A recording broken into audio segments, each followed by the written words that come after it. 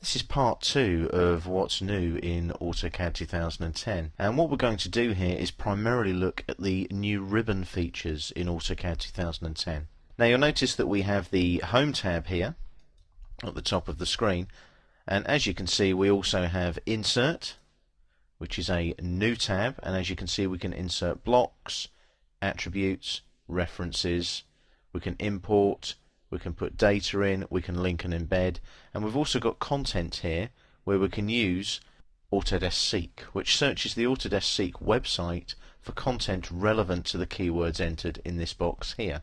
We will cover that in more detail throughout the Quick Start course. We also have a new tab here, the Parametric tab.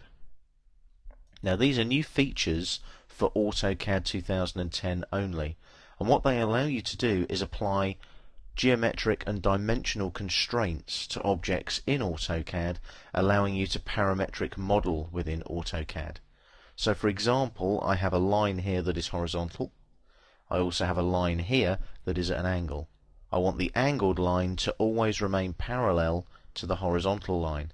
So if I use the parallel constraint here, I click on it, I select the horizontal line first, and then I'm going to select the left hand end of the angled line because I want it to go from this point here. So I click here, and as you can see that line now will always be parallel to that line there. As you can see, that little blue symbol that appears indicates that they are constrained. What we also have is we have a new Manage tab, and this allows us to manage our AutoCAD drawings. So we have the Action Recorder, we have Customization, applications that can be run within AutoCAD. Notice as well now we have CAD standards. These have sort of taken a bit of a back seat over the last few years, and now we have a CAD standards panel on the ribbon so that we can run DWS files against DWG files. Another new tab is the Express Tools tab, and what this allows you to do here is work with the Express tools in AutoCAD. These have been around for quite some time, quite a few years, and a lot of these Express tools have been written by individuals or organizations that use AutoCAD.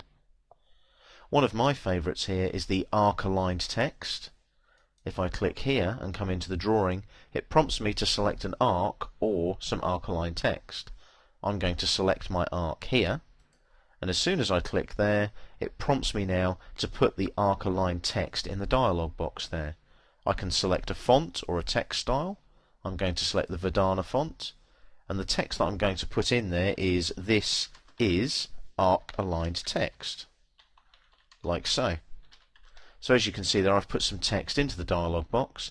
This is a metric drawing, so I'm going to make the text height 6 mm, and the text is going to be offset from the arc by 3 mm.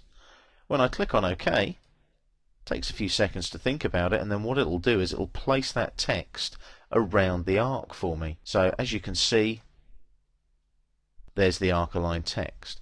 It does take a few seconds just to think about that sometimes, because it's actually figuring out how to place those letters aligned to that arc.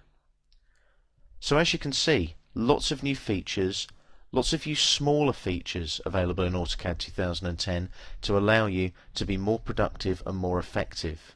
We're going to cover all of the new features in AutoCAD 2010 throughout this Quick Start course.